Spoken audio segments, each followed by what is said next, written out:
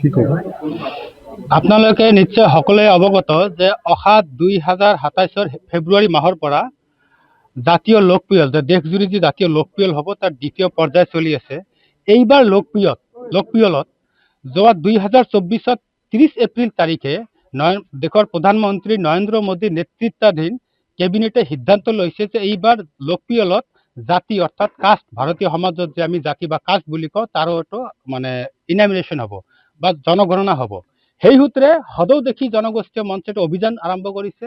এই অভিযানটো হ'ল য'ত য'ত আমাৰ আঞ্চলিক সমিতি আছে বা য'ত আঞ্চলিক আমি ৰিচাভেল কৰি আমি স্থানীয় ৰাইজৰ মাজত সজাগতা প্ৰগ্ৰাম কৰি আছো, যাতে অহা লোকপিয়লত আমাৰ প্ৰত্যেকজন দেশী জনগোষ্ঠীয় মানুহে নিজৰ কাষ্টটো দেশী হিচাপে অন্তৰ্ভুক্ত কৰে। নম্বৰ 1। দ্বিতীয় কথা হ'ল য'ত আমাৰ আঞ্চলিক সমিতি নাই আমি নতুনকৈ গঠন কৰি আমি সজাগতা সভা যোগে মানুহক এইটো আহ্বান কৰিছো, আমাৰ প্ৰত্যেকজন দেশী পুৰুষ মহিলা যাতে অন্তৰ্ভুক্ত হয়, নিজৰ জনগোষ্ঠী বা জাতি কাষ্ট হিচাপে পৰিচয় দিয়ে, আৰু যাতে দেশীৰ জাগত কোনো অনাদেশীয়ে যাতে সোমাব নোৱাৰে বা যাতে কোনো বাদ নাযায়, এইটোৰ প্ৰতি যদি লক্ষ্য ৰাখে এই সজাগতা সভাৰ উদ্দেশ্য আৰু এটা শক্তিশালী আঞ্চলিক গঠন উদ্দেশ্য আজি আমি চাপগড়ত প্ৰায় শতাধিক ৰাইজ সমাবেত হৈছো। আজি আমাৰ সংগঠনৰ চাপগড় আঞ্চলিকৰ সভাপতি ইয়াত প্ৰথমবাৰ আঞ্চলিক হল, শতাধিক ৰাইজৰ উপস্থিতিত আমাৰ আঞ্চলিক সমিতিৰ সভাপতি জাহিজুৰ আব্বাস ভাই আৰু সম্পাদক এনামুল ভাইক সকলে সৰ্বসন্মতিক্ৰমে নিৰ্বাচিত কৰিছে।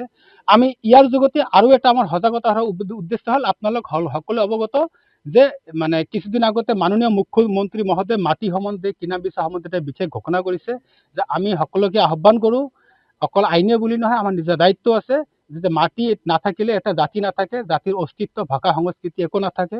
গতিকে আমাৰ দেশীসকল এটা কম বেছি মাটি বেছি ভাল পোৱা জাতি, গতিকে আমি সকলোকে আহ্বান কৰিছো যে মাটি বিক্ৰী কৰিব নালাগে, মাটি বচাওক, জাতি নিজে এনেও বাচিব। এই উদ্দেশ্যে আমি সকলোৱে ইয়াতে সমবেত হৈছো। ধন্যবাদ। মই আব্দুল্লাহ খন্দকাৰ, সদৌ দেখি জনগোষ্ঠীয় মঞ্চৰ কেন্দ্ৰীয় সাধাৰণ সম্পাদক। আমাৰ লগতে জিলা সমিতিৰ সভাপতি শহীদুৰ ৰহমান ডাঙৰীয়া, আমাৰ জিলা সমিতিৰ সম্পাদক শাহ আলম শেখ ডাঙৰীয়া, আমাৰ কেন্দ্ৰীয় সমিতিৰ সাংগঠনিক সম্পাদক নুৰ হোসেন ডাঙৰীয়া, আমাৰ কেন্দ্ৰীয় সমিতিৰ উপদেষ্টা তেখেতসকলক ইফালে আছে আমাৰ ধুবুৰী জিলাৰ প্ৰাক্তন বিধায়ক শ্ৰীযুত জাহানুদ্দিন ডাঙৰীয়া, আৰু সকলোৰে পৰিচিত কমেডিয়ান মালিক ফানি, তেখেত আমাৰ জিলা সমিতিৰ সাংস্কৃতিক সম্পাদক। তেনেকুৱা আমাৰ জিলা সমিতি কেন্দ্ৰীয় সমিতি বিভিন্ন বিষয়ববীয়াৰ লগতে স্থানীয় বিপুল সংখ্যক ৰাইজৰ আজি বৰষুণৰ পিছত ইমান সঁহাৰিয়ে আমাক উদ্গনি যোগাইছে। আমাৰ এটা বিশ্বাস অতি শীঘ্ৰে দেশীসকল এই বিষয়ে সচেতন হ'ব, সজাগ হ'ব, আৰু আগন্তুক দিনত আমি বঞ্চিত হোৱাৰ অধিকাৰৰ পৰা আমি হৰণ কৰিব পাৰিম। যিকোনো খবৰৰ বাবে যোগাযোগ কৰক 9181307221 আমাৰ এই নম্বৰত।